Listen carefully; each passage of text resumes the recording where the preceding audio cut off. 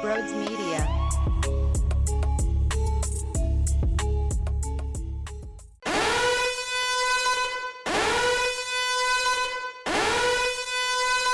Frauds! That's the fraud alert! Frauds!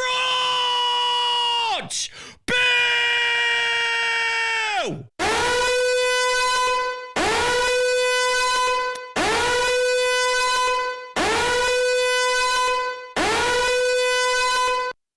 They can't even get it out in the ninth inning. The eighth, Trey Turner with a base runner in scoring position. Bryce, again. Ninth inning against Diaz. Seventh inning may have been the worst inning in the history of baseball. Him and Kyle, they each see a pitch. That would be one fucking pitch. One fucking pitch each. Great job, fellas. It's a shame you didn't have on your rivalry pack, which is the biggest clown show in the history of baseball. This team may be the biggest bunch of frauds in baseball. Luzardo can't keep his cool. Sanchez couldn't yesterday. This pitching staff has hit, 32 different guys? In 2 games, there's still a game to go tomorrow? How about this one? The 0-2 count, 9-hole hitter, getting hit in the foot. Oh, good fucking job. Put him on base. Oh, then I got to watch Bader throw the ball, 6,000 feet over JT's head? This is just great baseball, ladies and gentlemen. This is a fucking championship caliber team. You got to be out of your mind. This team is a joke. They're not ready for the moment they crack. What do you know? This is who they've been. This is what they are. This is how it goes. Fraudulent. I'd sound the alarms again, but I won't. Maybe I will later. Kerkering isn't good when he has to inherit runners. Luzardo, I don't know how he got out of that first inning with the bases loaded. I was ready to vomit then. Nah, I just had to wait a little bit. Had to wait a couple hours. I'm shitting out of my ass. Diarrhea. Watching this bullshit baseball team. And here comes vomit. Both sides.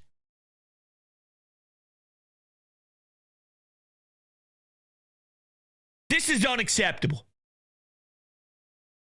Unacceptable. It is possible to hit their closer, by the way.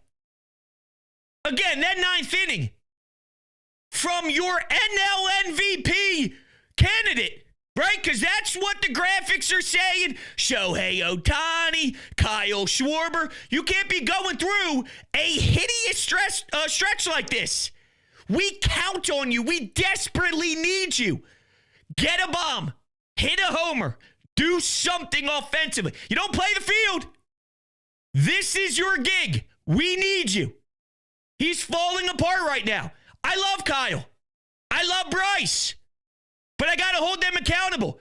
Yes, Bryce Harper had a couple RBI there earlier in the game.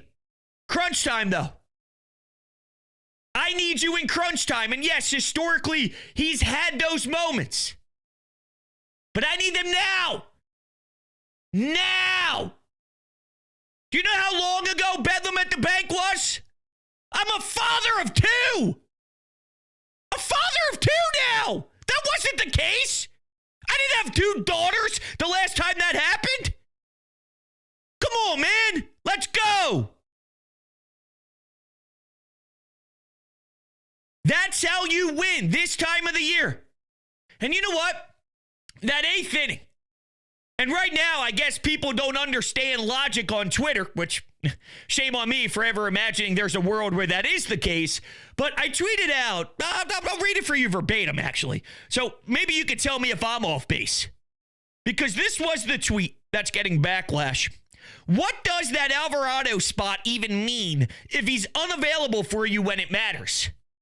And then we got the typical, what are you talking about? What, do you not want to use them? When did I say I didn't want to use them? I'm saying if I'm projecting the playoffs and I'm thinking about how to win and be a serious team, that eighth inning pocket where you have a left-handed Jose Alvarado facing Juan fucking Soto, that is game-changing. That is the difference in winning or losing a playoff game, which then equals winning or losing a playoff series.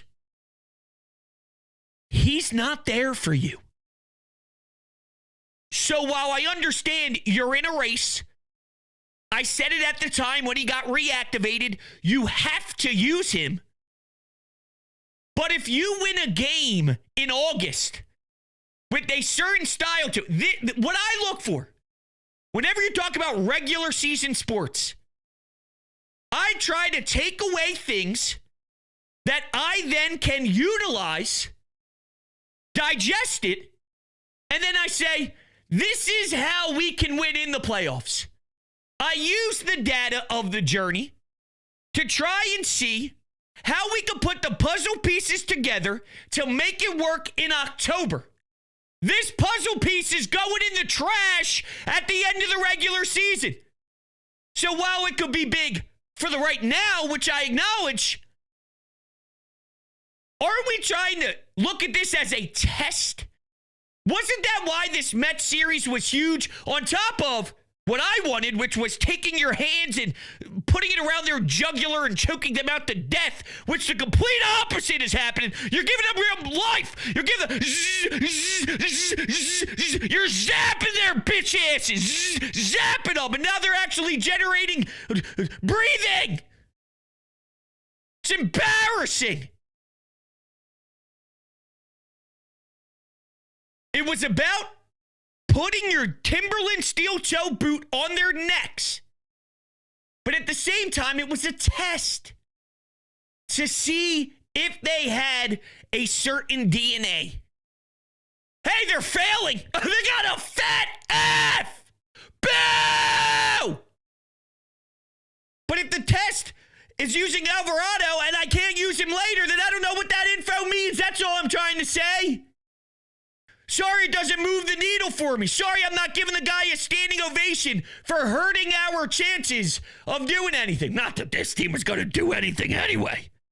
They're bad. And speaking of booze, I was right there with everybody in Queens when Alec Boehm stepped up to the plate. Boo!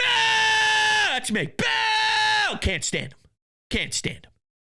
The more and more I got to sit through all the nonsense that came out of last night's game, the Bryce Harper rivalry pack thing is actually ludicrous. Like, it's actually ludicrous that he did that.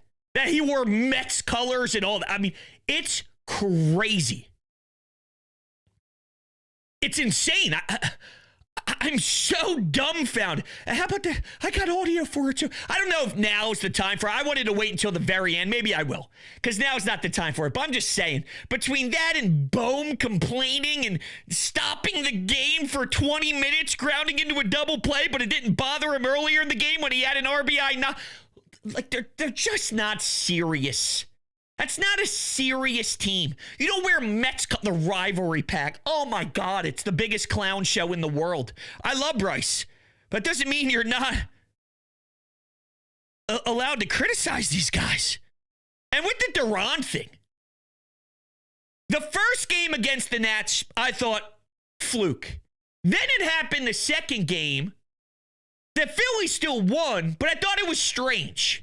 It wasn't a good feeling, and it wasn't as confident as it was the night prior, where I thought it was just fluky. Now, and it's funny, I was thinking to myself, let's see what Duran does here. Again, another test.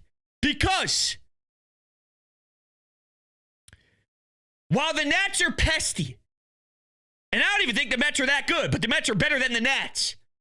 Let's see what it looks like. Because if the Nats can get to you, what can a team like the Mets do to you? You can't even get it out. And what, you had the one blooper in front of Marsh, but the more and more you say, well, what are the odds this is going to happen? What are the odds? Remember we talked about that with what happened against Washington? Went down the first baseline and went down to went past the third baseline, just getting unlucky. No. This is how it's going to look when you're hitting 103. This is what it looks like if you are going to take the pitches that you're getting from Duran because he throws that hard. It's not unlucky. It's the only way to accomplish any sort of bat-to-ball skills against someone who throws like this. You know, you're not just going to send a nuke 450 feet constantly against Duran. But what you can do is put the ball in play, get bleeders, get shots down the line, be late on swings, but it still stays fair, those kind of things. And that's what it's going to look like. It's going to look grindy and weird. It's not just going to be polished, squaring up the baseball 4 hits in a row. But there's obviously something to the madness now.